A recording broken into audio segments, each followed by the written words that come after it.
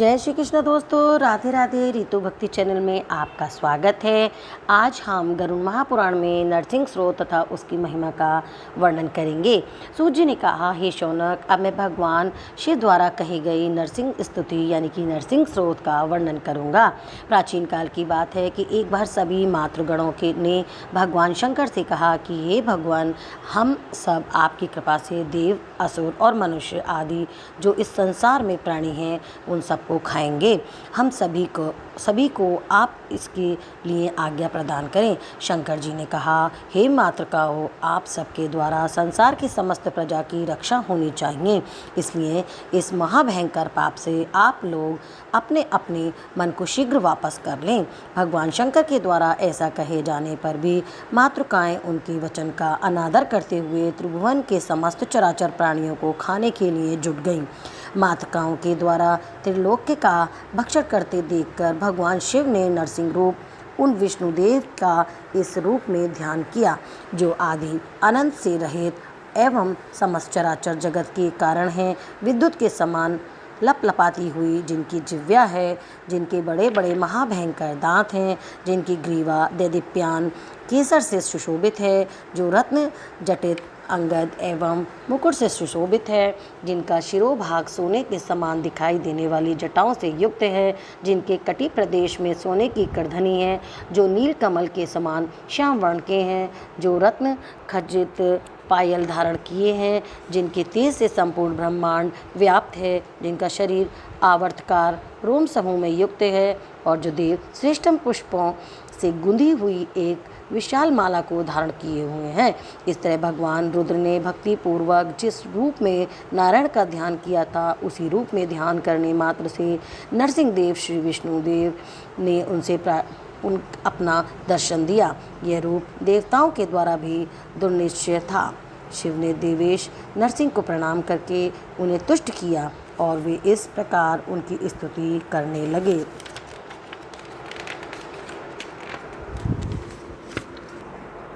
पाप कर्म करने वालों की शुद्धि का ध्यान के समान अन्य कोई साधन नहीं है। ये ध्यान पुनर्जन्म देने वाले कारणों को भस्म करने वाली योग अग्नि है। समाधि यानी ध्यान योग से संपन्न योगी योगाग्नि से तत्काल अपने समस्त कर्मों को नष्ट करके इसी जन्म में मुक्ति प्राप्त कर लेता है।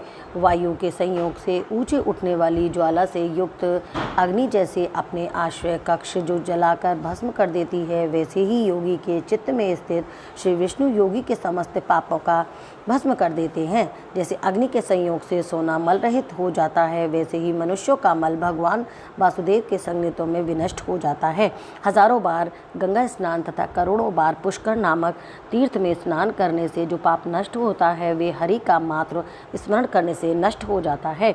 हजारों प्राणायाम करने से जो पाप नष्ट होता है, वही पाप क्षण मात्र भगवान श्री हरि का ध्यान करने से निश्चित ही नष्ट हो जाता है।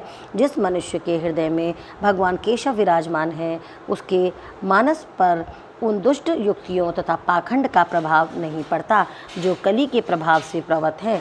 जिस समय हरि का स्मरण किया जाता है, वही तिथि, वही दिन, वही रात्रि, वही योग, वही चंद्रबल और वही लग्न सर्वश्रेष्ठ है।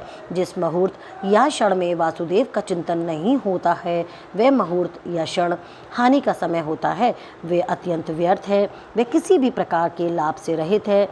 मूर्खता एवं मूकता का समय होता है। जिसके हृदय में भगवान गोविंद विराजमान है, उसके लिए कलयुग भी सतयुग है।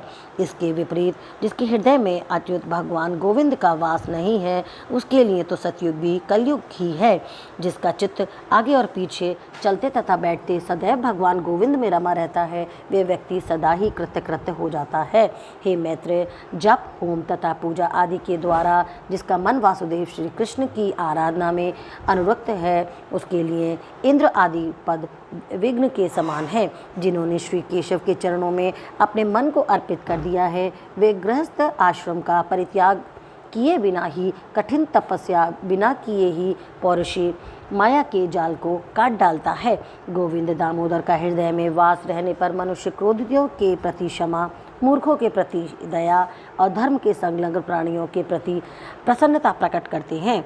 स्नान, दान आदि कर्मों में तथा विशेष रूप से सभी प्रकार के दुष्कर्मों का प्रायश्चित करते समय भगवान नारायण ध्यान करना चाहिए।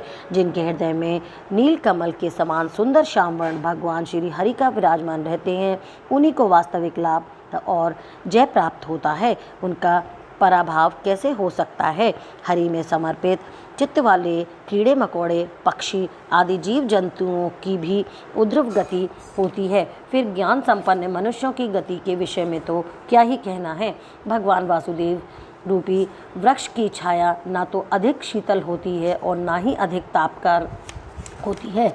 नरक के द्वार का शमन करने वाले, नरक में जाने से रोकने वाली इस छाया का सेवन क्यों नहीं किया जाए? हे मित्र, भगवान मधुसूदन को अपने हृदय में अहर्षित प्रतिष्ठित रखने वाले प्राणी का विनाश करने में ना तो महाक्रोधी दुर्वासा का शाप समर्थ है और ना ही तो देवराज इंद्र का शासन ही समर्थ है।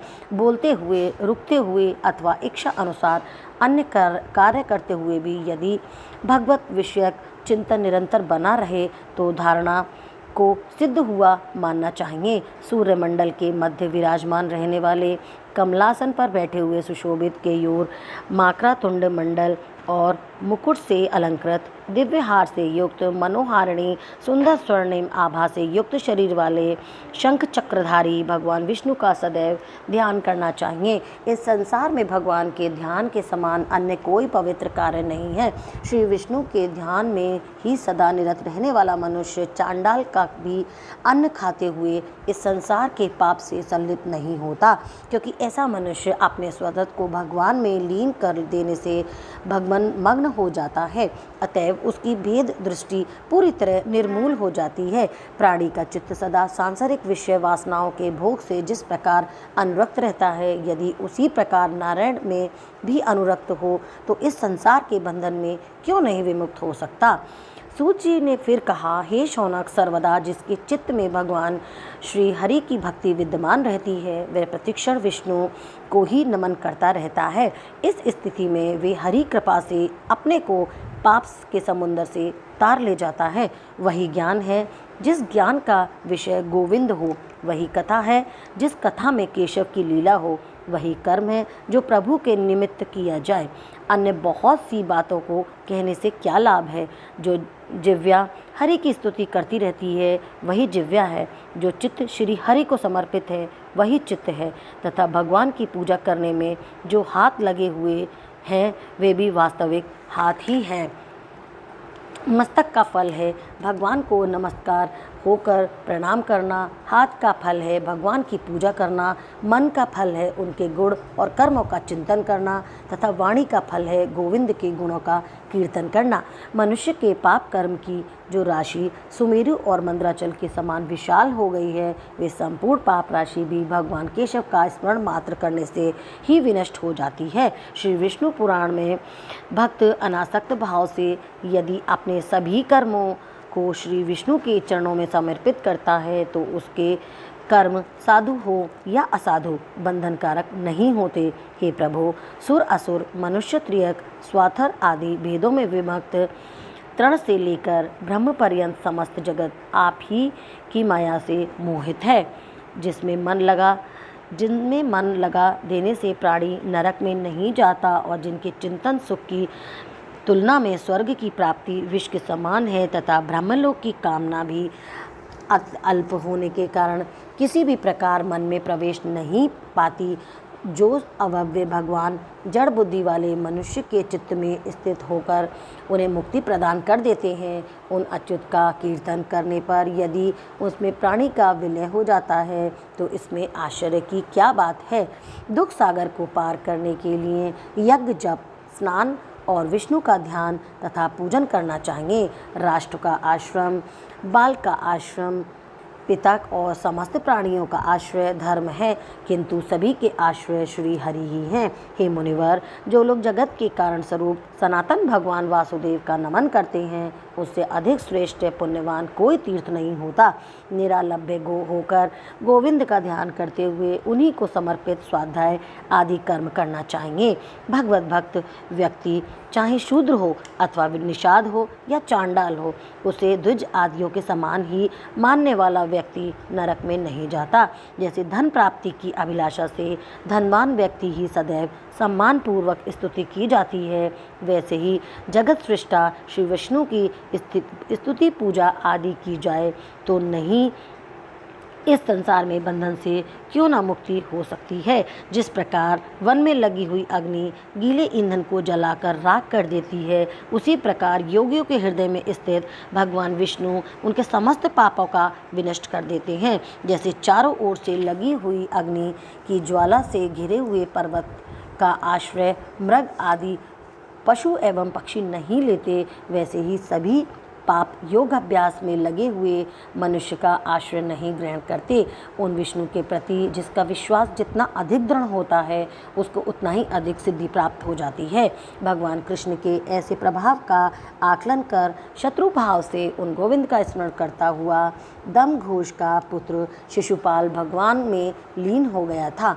यदि कोई मनुष्य भगवती भक्ति के विष्णुपरायण है तो उसके विषय में क्या कहना, उसकी मुक्ति तो पहले से ही सुनिश्चित हो जाती है। बोल कृष्ण भगवान की जय। ओम नमो नारायण भगवते वासुदेवाय नमः। वीडियो देखने के लिए आपका बहुत बहुत धन्यवाद। यहाँ दिख रहे 2 वीडियो पर दबाकर आप और भी मेरे वीडियो देख सकते हैं। जय श्री कृष्णा, राधे राधे।